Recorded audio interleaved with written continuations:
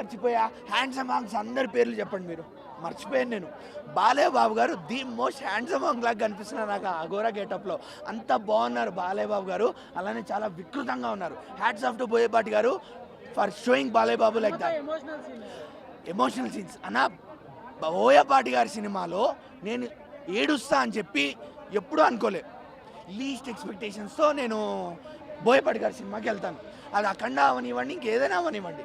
నేను కూడా ఈ సినిమా బాగుంటే చాలు, బాలయ్య బాబు బోయపాటి కాంబినేషన్కి బ్రేక్ పడకపోతే చాలు అనుకొని వచ్చా.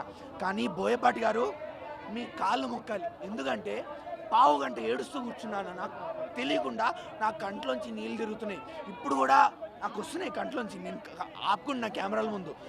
అమ్మతో ఎమోషనల్ సీన్ అనేది ఎంత బ్యూటిఫుల్గా రాశారు, ఎంత బ్యూటిఫుల్గా ప్రజెంట్ చేశారు.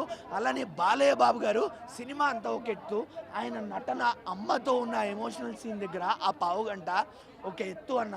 నట విశ్వరూపం అక్కడ. అంతే, ఇంకేం చెప్పలేను ఆ ఎమోషనల్ సీన్ దగ్గర. తమన్ గారు నందమూరి తమన్ ఊరికే అంటున్నావా అన్న మీకు ఎప్పుడు స్పీకర్లు పగిలిపోయాయి, బద్దలైపోయాయి, థియేటర్లో వాళ్ళు కంప్లైంట్ చేస్తున్నారు, ఇలా వస్తాయి కదా కంప్లైంట్లు.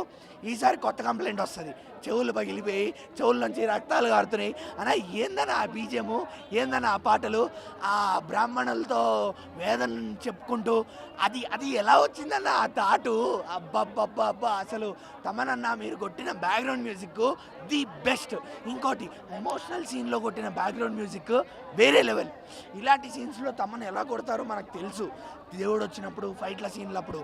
బట్ ఆ అమ్మతో ఉన్న ఎమోషనల్ సీన్స్లో తమన్ గారు ఇచ్చిన background music. Devotion and emotion కదన్న, మధ్యలో జాజికాయ సాంగ్ ఎలా ఉంది? అంటే డివోషన్ ఎమోషన్ స్టార్ట్ అవ్వకముందే జాజికాయ సాంగ్ వచ్చి వెళ్ళిపోయిందన్న.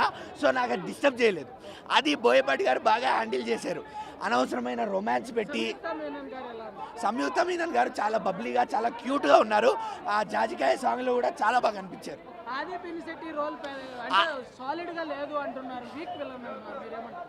ఆది పినిశెట్టి గారు ఆయనకి ఇచ్చిన స్క్రీన్ ప్రెజెన్స్ వరకు, ఆయనకి ఇచ్చిన రోల్ వరకు కూడా చాలా బాగా చేశారు.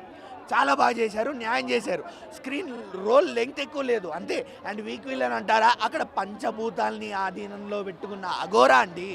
అఘోరా ఆయన ముందు ఎవరు వచ్చినా కానీ జుజుబియే. సో ఎవరైనా వీక్ విలన్ అన్నా. నేను చెప్తున్నా కదన్నా, ఇప్పుడు క్యాప్టెన్ అమెరికా వస్తాడు, హెలికాప్టర్ని ఆపాడు, సూపర్ మ్యాన్ వచ్చాడు, కళ్ళతో లేజర్లు షూట్ చేశాడు. పాసిబులా? ఓవర్ కాదా? అది సూపర్ హీరో కదా. ఇప్పుడు మనకు కూడా మన సనాతన ధర్మాన్ని, మన మంత్రోచ్చారాన్ని, మన మంత్రాలని నమ్ముకున్న ఒక అఘోరా, శివదూత, శివగణం, రుద్రగణం, పంచభూతాల్ని ఆధీనంలో పెట్టుకొని నడుస్తూ వస్తుంటే ఆయన ముందు ఎవరెదురు నిలబడతారు, ఎవరు నిలబడగలుగుతారు ఆయన ముందు? సో ఆ ఫైట్లు అలానే ఉంటాయి.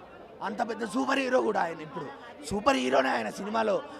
ఈ జెన్సీ కిడ్స్కి చెప్పాలంటే, లేకపోతే ఈ రివ్యూవర్స్ అందరికీ చెప్పాలంటే.